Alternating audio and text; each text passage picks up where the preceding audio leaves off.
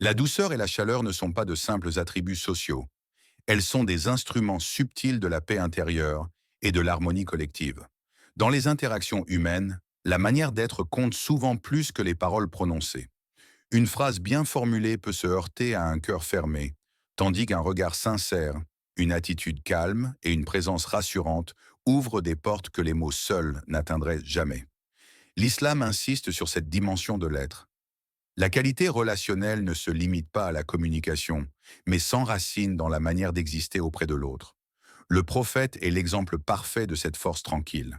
Sa douceur n'était jamais synonyme de faiblesse. Elle était au contraire une manifestation de maîtrise de soi et de force intérieure.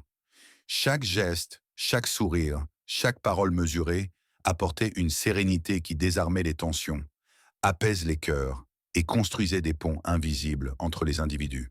Sa bienveillance transcendait les différences et les conflits. Elle reposait sur une conscience profonde que chaque âme mérite respect et considération, indépendamment de ses défauts ou de sa position sociale. Cette approche n'est pas seulement un outil pour calmer les relations, elle est un principe spirituel qui protège également le croyant. La rudesse, la colère ou la brusquerie laissent des traces dans le cœur de celui qui agit ainsi, autant que dans celui de celui qui reçoit l'action. La douceur, au contraire, nourrit l'âme, fortifie l'estime de soi et crée un climat de sérénité propice à la compréhension et à la collaboration. Elle permet de maintenir l'équilibre émotionnel même face à l'adversité, car le cœur qui agit avec miséricorde n'est pas facilement ébranlé par les provocations ou les conflits. En islam, il ne suffit pas de vouloir faire le bien.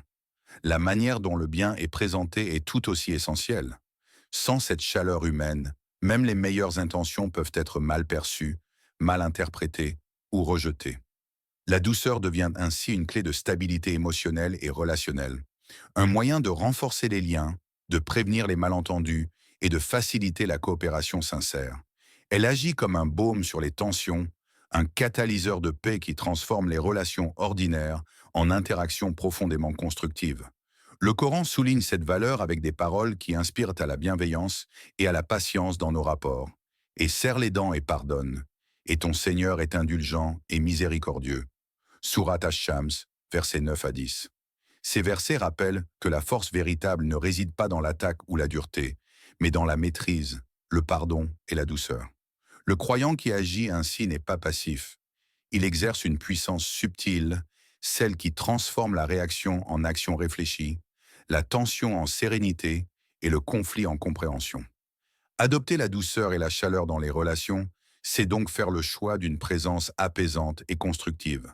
C'est une discipline quotidienne de l'âme qui demande conscience, patience et intention sincère. Chaque sourire, chaque geste attentif, chaque parole mesurée devient un moyen de répandre la paix autour de soi et de protéger sa propre tranquillité intérieure. Ainsi, la douceur se révèle non seulement comme un outil relationnel, mais comme une véritable clé spirituelle, un pont entre le cœur humain et la guidance divine. La véritable sagesse relationnelle ne réside pas dans la rigueur uniforme, mais dans la capacité à percevoir et respecter la diversité humaine. Chaque personne porte son histoire, ses forces et ses limites. Traiter tout le monde de manière identique, sous prétexte d'égalité, peut engendrer injustice et malentendus. L'islam enseigne que la justice ne se mesure pas seulement par l'égalité stricte, mais par la justesse et l'adéquation.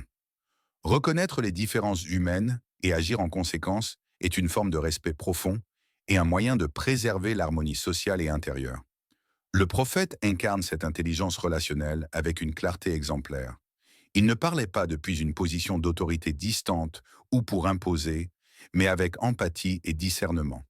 Selon la situation, l'âge, le rôle ou le niveau de compréhension de son interlocuteur, il adaptait son discours et son attitude. Il savait écouter, observer et comprendre avant d'enseigner. Cette flexibilité n'était pas une concession à la faiblesse, mais une manifestation de maîtrise intérieure et de sagesse. Chaque interaction devenait ainsi une occasion de guidance, de rapprochement et de consolidation des liens humains. Agir de cette manière protège également le cœur du croyant. La frustration naît souvent de l'attente irréaliste que tout le monde réagit, comprend ou agit selon nos propres standards. En acceptant la diversité des capacités et des perspectives, on apprend à ajuster ses attentes et à agir avec discernement. On réduit les tensions inutiles, on diminue les conflits et on préserve sa paix intérieure. L'intelligence relationnelle devient alors un garde-fou contre la colère, le ressentiment et la déception. Cette approche ne se limite pas aux paroles, elle englobe également les actions. Offrir à chacun ce qu'il mérite, que ce soit attention, respect, responsabilité ou conseil, reflète une éthique de justice mesurée. L'enfant reçoit encouragement et guidance adaptés à son âge. Le père reçoit écoute et considération. Et celui qui détient une responsabilité reçoit reconnaissance et accompagnement. Cette capacité à calibrer sa réponse est un acte de sagesse pratique qui renforce la cohésion et le respect mutuel. Le Coran souligne cette dimension de justesse dans le traitement humain. Allah vous commande de rendre les dépôts à leurs ayants droit et lorsque vous jugez entre les gens, de juger avec équité. Sourate An-Nisa, verset 58.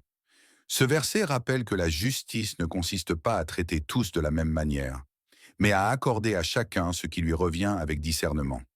Appliquer cette justesse dans nos relations quotidiennes permet de construire des liens solides, empreints de respect et de considération sincère.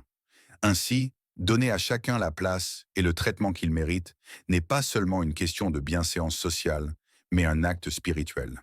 Cela exige empathie, observation, patience et sagesse. En adaptant nos paroles et nos actions à ceux qui nous entourent, nous créons un environnement relationnel harmonieux. Nous préservons notre cœur et nous contribuons à une société plus équilibrée. L'équilibre relationnel naît de cette compréhension que justice et justesse sont des piliers essentiels de la vie spirituelle et sociale. Le ciment des relations humaines réside souvent dans la capacité à initier le bien, à tendre la main avant d'être sollicité. Être à l'initiative du bien n'est pas un signe de faiblesse, mais une manifestation de force intérieure et de maturité spirituelle. Dans l'islam, cette posture est encouragée car elle crée des cercles de positivité et empêche les liens de se détériorer en échanges unilatéraux. Les relations prospèrent lorsque chacun est prêt à donner, à sourire, à saluer, à offrir, et non simplement à recevoir. Le prophète illustre ce principe avec une constance admirable. Il était fréquemment le premier à initier un geste de bonté, que ce soit par un salut chaleureux, un sourire sincère ou une attention tangible. Il ne se contentait pas de réagir aux bonnes actions des autres, mais devançait souvent les occasions de bienveillance. Lorsqu'il recevait un don, il ne se contentait pas de le garder. Il rendait, partageait et multipliait la bienveillance. Cette dynamique de réciprocité instaure une fluidité dans les relations et empêche l'accumulation de frustrations ou de rancunes silencieuses. Le lien humain devient fragile lorsqu'il est à sens unique. Une relation où l'un donne toujours et l'autre ne reçoit jamais, ou inversement, finit par engendrer de l'amertume, des malentendus et de la distance. L'initiative personnelle dans le bien permet de maintenir l'équilibre et d'instaurer un climat de confiance et de fraternité. Même des gestes simples, un mot gentil ou un sourire, peuvent rétablir une harmonie et transformer une interaction ordinaire en un moment de lumière et de douceur. Donner sans attendre en retour est également une forme d'adoration. Cela purifie le cœur de l'attachement aux récompenses humaines et libère l'âme de l'égoïsme latent.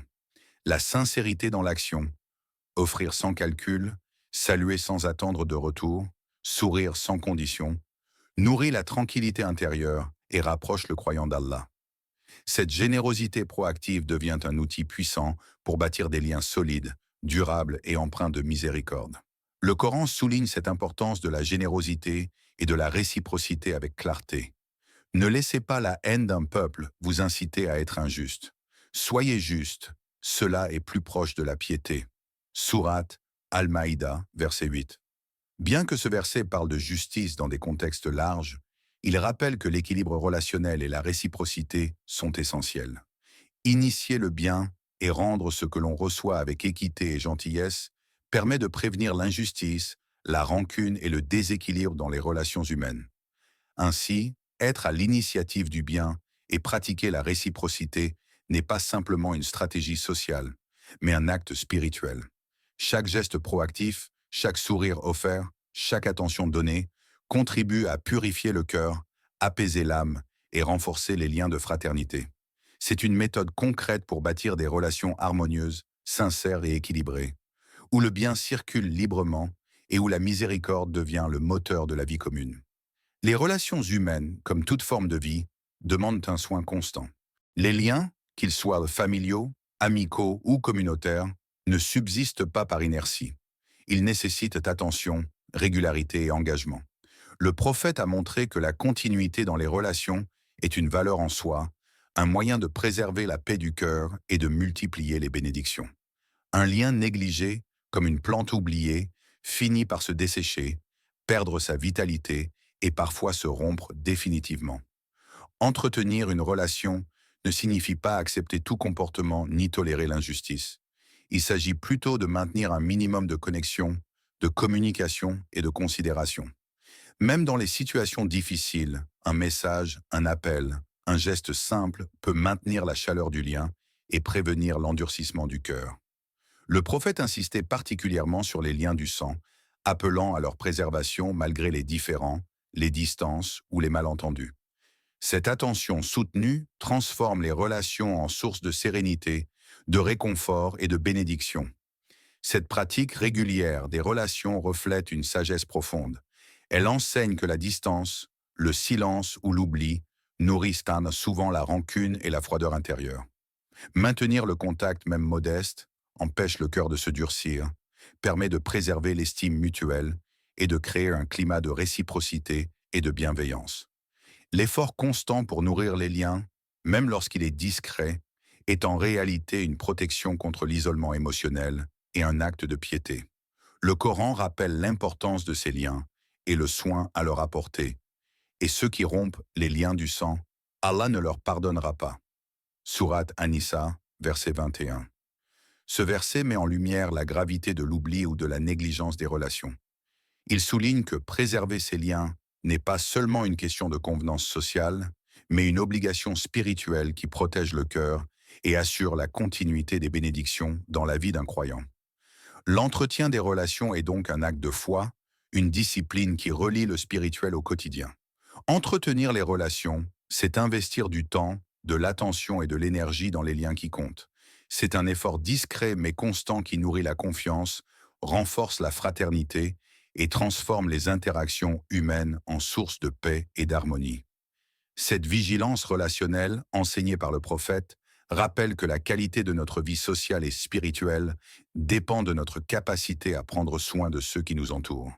Même un petit geste d'attention peut suffire à garder le lien vivant, à protéger le cœur et à multiplier les bienfaits d'une relation authentique. La gestion des relations humaines demande parfois plus de discernement que de bienveillance. Il ne suffit pas d'aimer ou d'être généreux envers tous de la même manière. Le croyant est appelé à prioriser avec sagesse. Le prophète montrait à ses compagnons que la priorité ne se mesure pas à l'affection ou au lien émotionnel, mais aux besoins réels et à l'urgence de la situation. Lorsqu'il était confronté à plusieurs demandes conflictuelles, il choisissait avec justice, compassion et clairvoyance, veillant à ce que l'aide atteigne ceux qui en avaient le plus besoin. Cette capacité à hiérarchiser les relations et les demandes est essentielle pour éviter l'épuisement émotionnel. Vouloir répondre à tout le monde, tout le temps, conduit à la frustration, à la dispersion et parfois à l'injustice involontaire. Poser des limites ne signifie pas manquer de miséricorde.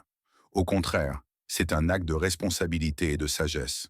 Le croyant conscient agit avec discernement, décidant de ses priorités selon la justice et l'utilité, et non selon la pression sociale ou le désir de plaire à tous. Dans la gestion des relations difficiles ou toxiques, cette hiérarchisation devient encore plus cruciale. Elle permet de protéger son cœur et son équilibre, tout en restant juste et compatissant. Fixer des limites n'est pas un signe de froideur, mais une expression de clarté intérieure. On apprend à dire non avec douceur, à répondre de manière proportionnée et à diriger son énergie vers ce qui est vraiment nécessaire et bénéfique. Ainsi, l'attention et l'effort ne se dispersent pas, mais produisent un impact réel et durable. Le Coran illustre cette sagesse dans la manière d'agir avec équité et discernement. Et conciliez-vous entre eux avec justice et soyez équitables. Allah aime ceux qui sont équitables. Sourate Al-Hujurat, verset 9. Le verset met en lumière que la priorité et la justice ne sont pas des choix arbitraires, mais des valeurs spirituelles. La capacité à hiérarchiser les besoins, à agir avec clarté et à orienter sa générosité de manière juste est une manifestation de piété et de conscience divine. Ainsi, donner la priorité à celui qui en a le plus besoin transforme la bienveillance en sagesse pratique. Le croyant agit non pour la reconnaissance des hommes, mais pour l'agrément d'Allah, en choisissant la justesse plutôt que l'émotion ou l'impulsivité. Cette approche protège la paix intérieure, fortifie le cœur et garantit que chaque action, chaque geste et chaque parole sont porteurs de valeur, d'équité et de miséricorde. En hiérarchisant les besoins avec discernement, le croyant construit des relations équilibrées, durables et profondément bénéfiques, tout en restant fidèle à la guidance divine. À la fin de tout cheminement sur les relations humaines, il ne reste qu'un refuge, se tourner vers Allah avec sincérité et humilité. Après avoir exploré la douceur, la justesse, la réciprocité, la continuité et la hiérarchisation des liens, le cœur du croyant cherche la guidance divine pour que ces principes prennent racine dans la vie quotidienne et dans les épreuves. Ô Allah, accorde-nous la sagesse du prophète dans nos interactions. Fais que nos paroles et nos gestes reflètent la douceur, la patience et l'empathie qu'il incarnait. Aide-nous à percevoir les besoins réels autour de nous et à agir avec justice, sans nous laisser guider uniquement par l'émotion ou la facilité. Que chaque relation que nous entretenons devienne une source de bien, de sérénité et de rapprochement avec toi. Ô Allah, adoucis nos cœurs et purifie nos intentions. Protège-nous des liens qui nous épuisent, nous blessent ou nous éloignent de toi. Apprends-nous à poser des limites avec discernement, à hiérarchiser nos efforts selon le besoin et à rester constants dans le bien, même lorsque la fatigue ou les conflits tentent de nous détourner. Que notre présence soit un baume et que notre générosité soit sincère et équilibrée. Fais de nous des sources de miséricorde et de bonté, même dans l'épreuve. Aide-nous à maintenir les liens, à sourire, à tendre la main et à répondre au bien par le bien. Que nos relations soient une école de patience, de justice et de fraternité, et qu'elles contribuent à l'élévation de notre foi et de celle de notre entourage. Allahumma amin. Assalamu alaikum wa rahmatullahi wa barakatuh. Mes frères et sœurs, si vous souhaitez nourrir votre foi, vous inspirer dans votre quotidien et approfondir votre relation avec Allah, je vous invite à vous abonner à ma chaîne. Chaque vidéo est conçue pour vous apporter des conseils pratiques, des rappels spirituels et des réflexions qui élèvent l'âme. N'oubliez pas de partager ces vidéos avec vos proches et vos frères et sœurs pour que cette lumière atteigne le plus grand nombre. Et si vous aimez le contenu, cliquez sur « J'aime ». C'est un petit geste qui nous aide à diffuser le bien et à soutenir cette mission. Ensemble, faisons circuler le savoir, la sagesse et les rappels bénéfiques, et rapprochons-nous d'Allah dans nos actions quotidiennes. Abonnez-vous dès maintenant et rejoignez cette communauté de foi et de bienveillance